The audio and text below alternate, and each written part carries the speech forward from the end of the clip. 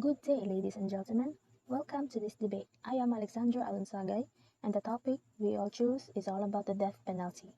However, first of all, what is death penalty? Death penalty is a government-sanctioned practice whereby a person is put to death by the state as a punishment for a crime. And question, why death penalty should be implemented? There are various reasons why death penalty should be applied. Just like, what about those people who didn't get enough justice? They need justice. And those brutal criminals just lurking and being carefree, is it just gonna remain there and continue doing those wrongful doings? If I may add, there are two advantageous ways for the death penalty. First, it eliminates the possibility of an escape and future victims. Second, the application of capital punishment in just ways can limit prison overpopulation issues. And this is one of the reasons why I agree to the circumstances. Good day, I am saladaga, and in this debate, I am against the death penalty. As a Catholic, death penalty is not allowed. It is just like killing a person to get the justice. Instead of killing, we have a law that states that the suspect will get detained forever, or just called a life imprisonment. The idea that death penalty can get rid of the crimes is simply wrong. It is cruel, inhuman, and ineffective punishment and never a solution. Good day, this is alisna, and I am against death penalty. Why is it inhumane and cruel? It is inhumane and cruel because first of all, it violates the most fundamental human right, which is the right to live. And second, the process of its execution had been condemned as cruel and inhumane.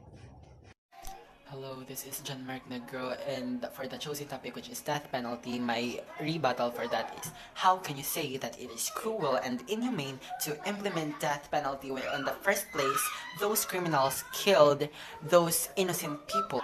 Isn't it more inhumane and cruel to kill other people just because you want easy money? Or on other things, easy way? Death penalty will assure you that violence rate will be lessened and reduced because they will be more afraid upon implementing death penalty, where everyone can do things freely. In this law, Filipino will worry no more. Like, I won't go there because that place is dangerous. No, that place causes a lot of harms. So we can't be there. I'm scared. That words of fear will also be no more because death penalty will make the Philippines more accessible. I get your point that death penalty was never a solution and is ruthlessly dangerous in the first place. However, it is also necessary to have the capital punishment because some crimes are simply so horrific that any other punishment, including life in a cage, is insufficient. Those criminals, what about those serial killers, murderers, or terrorists that kills hundreds or maybe thousands of innocent lives and even invading or destroying their property? Would they still be considered in the prison or in jail? Is it enough to be just put someone who commits plenty of crimes? I don't think so. The repeal of the death penalty treats all murderers as the same. I am against this death penalty. It is because it does not guarantee that this will be the solution of the reduction of crimes. The death penalty violates the most fundamental human right, the right to live. It is ultimate cruel, inhumane, and degrading punishment. In this case, it is rather obvious that it isn't acceptable to our society today. If you say that it gives the family of the victim a sense of justice, it does not. Rather, it just extends the suffering to the family of the condemned person. If you believe that killing a man just because he killed someone you love is right, or by means justice, it is not. It's called revenge, not justice. Death penalty is overall inhumane. It doesn't do anything. It just extends the pain and suffering from one family to another. Most of all, it doesn't deter crimes. It is said that having death penalty implemented doesn't change the fact that people will still do crimes. I believe in a certain quote, which states, "Revenge is not the answer. The answer lies in reducing violence rather than causing more pain." If they really want to be done by it or solving the solution, Frankly speaking, they must first have a criminal justice, a fair criminal justice. Even so, having a functional death penalty law will help us protect the public from society's worst criminals and bring some measure of closure to the families whose loved ones were cruelly taken from them. It puts more innocent lives at risk, especially if we let the heartless criminals live and kill more people. Also, doesn't the death penalty prevent from crime? In settling on the lesser wickedness and the most detestable, you pick the previous. To repeat, more guiltless lives are in danger in the event if we let the criminals live. According to what Alex Kozinski just said, Immanuel Kant said it best. He said, a society that is not willing to demand the life of somebody who has taken somebody else's life is simply immoral.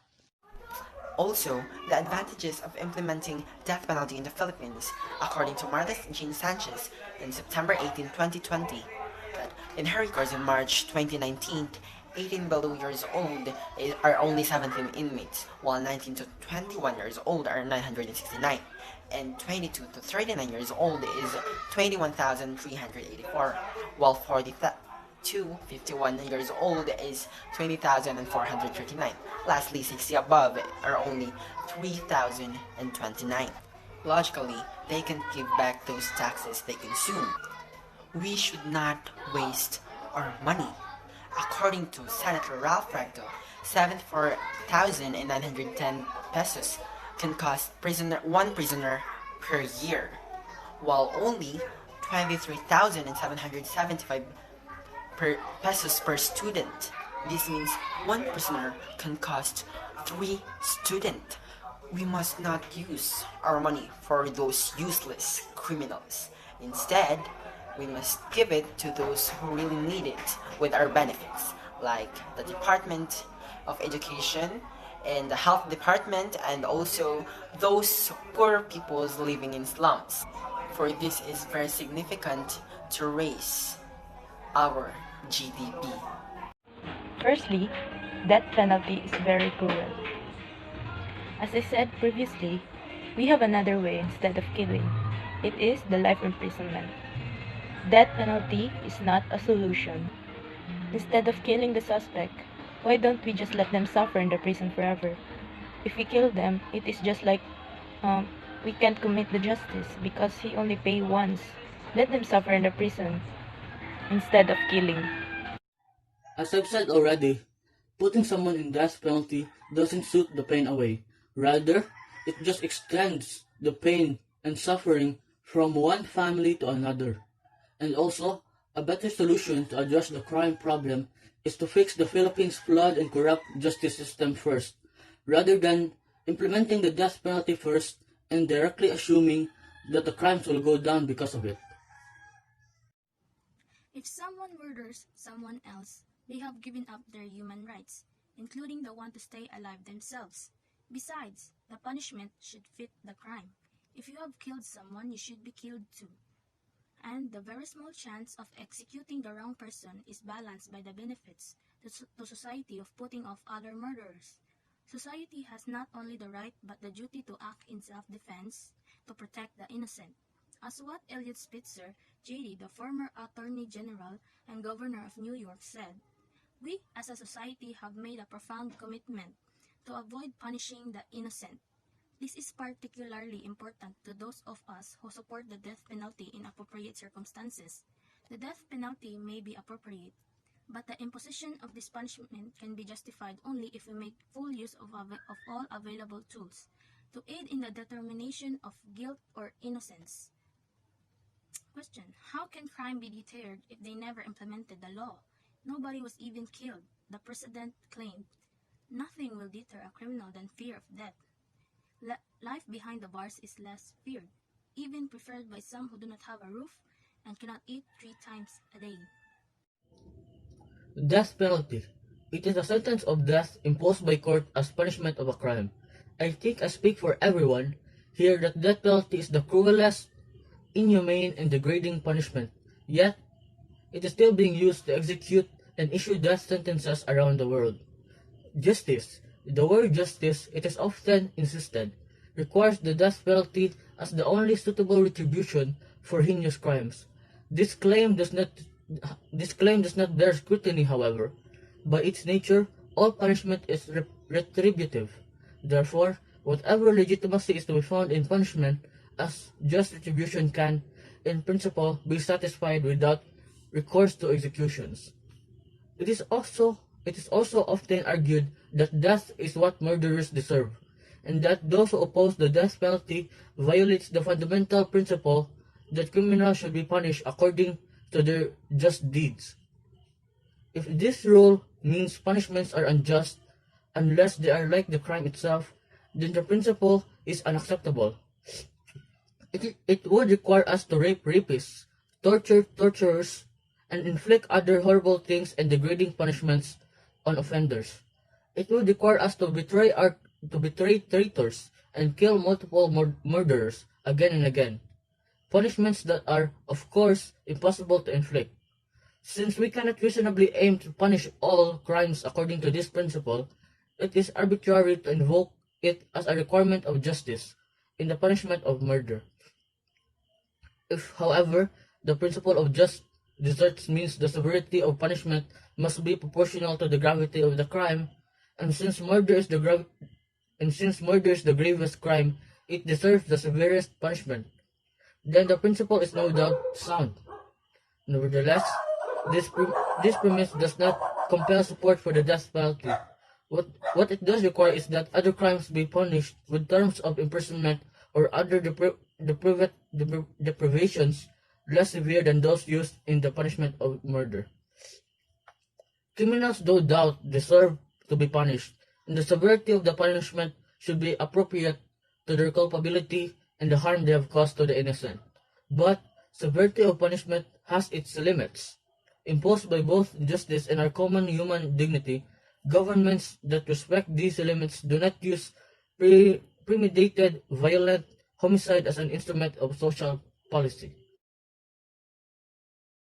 According to the University of Minnesota studies at 2007, that only 2.5 of the family's victims have accomplished to have closure upon implementing death penalty, while 21% of families' victims have not accept closure. We need still to implement death penalty in order for those families who can accomplish to have closures, because if not, then those families will suffer from depressions, anxiety, and a lot of psychological problems. Well, those useless criminals will still continue their lives, right? It's so unfair. They do bad things while those innocent people doesn't. But how come they can enjoy life, but those good persons cannot? It's unfair.